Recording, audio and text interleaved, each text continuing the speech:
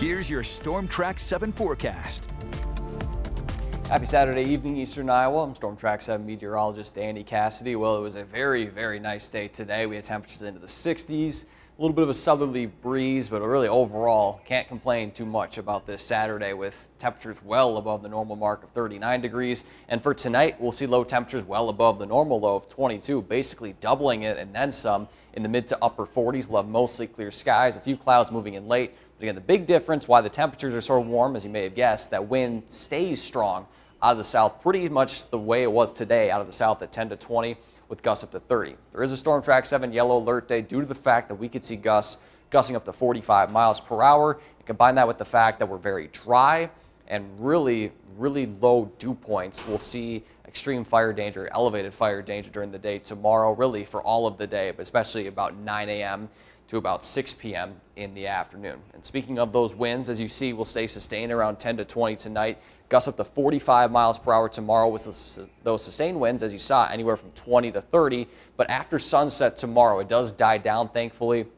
And we'll have pretty quiet winds, relatively speaking, because we've been on a stretch of 4 or 5 days in a row where we've seen winds gusts 30, 35, 40 miles per hour. So tomorrow will kind of be the pinnacle of it, and then we'll see it drop off later this week. In terms of the red flag warning, it's for all areas along and south of Highway 20. Of course, outdoor burning not recommended, but along with that, we do have some burn bans. These are the same that were in effect last night, Friday night. Floyd County and Butler County for us, as well as Tama County and Cedar County, and then of course a lot of areas in central Iowa and just off to our east there in the Quad Cities region. In terms of those high temperatures for tomorrow, we'll see them well into the 70s for many spots. I think everywhere is going to at least get to 70 degrees, and many daily high records will probably be smashed with these temperatures tomorrow. Again, those gusts up to 45 miles per hour. We'll start off with a little bit of cloud cover, I think, but then as the day continues, that'll clear out a little bit, and we'll see some sunshine similar to today, just a little bit more clouds to start off our Sunday. So let's jump ahead to 1 o'clock tomorrow, because we do have a chance of some showers and isolated storms. But I think the best chance will be during the day Monday because of how dry it is. So as we head through the afternoon hours, you can see those temperatures into the 70s. And you notice a little bit of a cloud cover. You can see that's ahead of a front, a cold front moving through. Again, usually when you see cold fronts coming through and displacing that warm air, you get nice rising motion and maybe some showers and storms to flare off.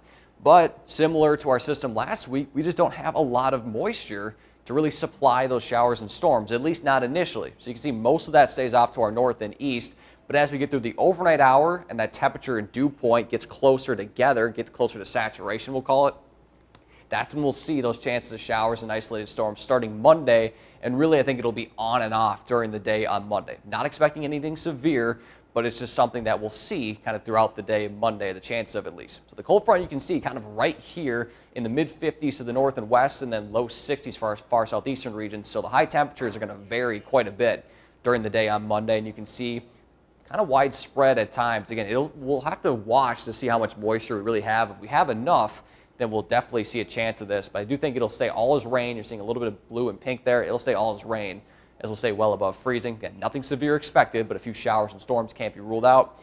And then that will leave after midnight Monday night, and then a little bit of a cloudy night for us into Tuesday morning. In terms of that rainfall chance, most of it, the best chance will be south and east, where more of that moisture will be ahead of the cold front moving through Monday, but up to a quarter inch is possible. So again, not a ton, but we need that. We barely had a quarter inch during the month of February, if that in some regions, so we could definitely use that to start off our March.